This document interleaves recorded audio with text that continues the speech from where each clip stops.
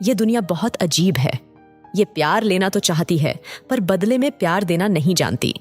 और फिर जब रिश्तों में खटास पैदा होती है तो शुरू कर देते हैं एक दूसरे पर आरोप लगाना। ये खटास जब सास बहू के रिश्ते में हो तो इनके बीच की नोक झोंक का रिश्ता बहुत पुराना है। सास बहू जब प्यार से रहे तो किसी माँ बेटी से कम नहीं।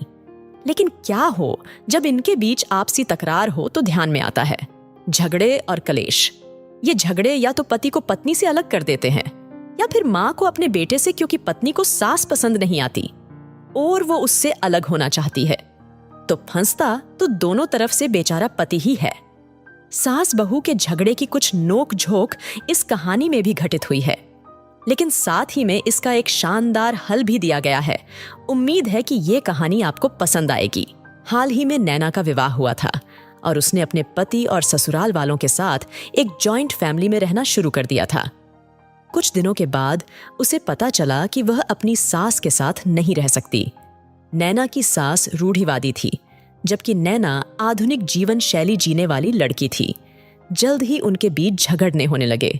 कई महीनों के बीत जाने के बाद भी दोनों में से कोई भी अपना व्यवहार बदल नहीं पाया। समय के साथ साथ नैना और ज्यादा आक्रामक हो गई और उसे अपनी सास से नफरत होना शुरू हो गया। वह सोचने लगी कि कैसे अपनी सास से छुटकारा पाया जाए।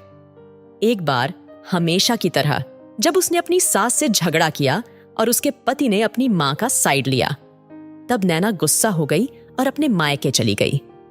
नैना के पिता एक केमिस्ट थे। उसने अपने पिता को पूरी बात बताई।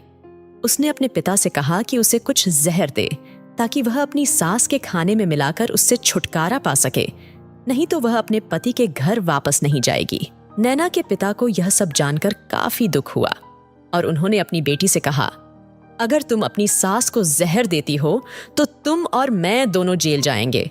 ऐसा करना ठीक नहीं है। लेकिन नैना सुनने और समझने की हालत में नहीं थी। आखिरकार उसके पिता ने कहा, ठीक है, जैसा तुम चाहती हो वैसा ही होगा, लेकिन मैं तुम्हें जेल में नहीं देखना चाहता।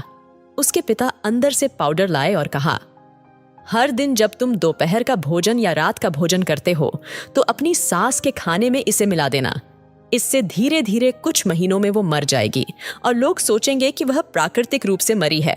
उन्होंने यह भी कहा, क्योंकि किसी को भी तुम पर शक नहीं होना चाहिए, इसलिए आज से तुम अपनी सास के साथ नहीं लड़ोगी, बल्कि तुम उनकी देखभाल करोगी, भले ही वो कुछ भी कहे। तुम गुस्से से बात नहीं करोगी और हमेशा शांत रहोगी। नैना सहमत हो गई और अपने ससुराल वापस आ गई और अपने पिता की सलाह के अनुसार उसने अपनी सास के खाने में पाउडर मिक्स करना शुरू कर दिया और बड़े ही प्यार के साथ बात करना शुरू कर दिया।